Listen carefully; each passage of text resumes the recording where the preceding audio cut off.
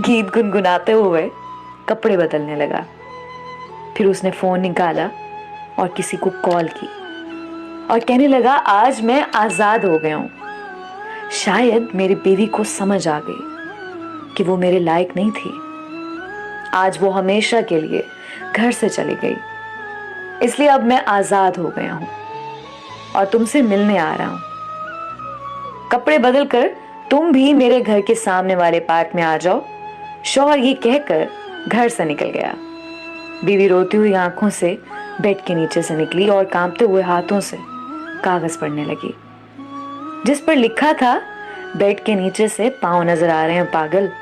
मैं पार्क के करीब वाली दुकान से ब्रेड लेकर आ रहा हूं, तुम तब तक चाय बना लेना।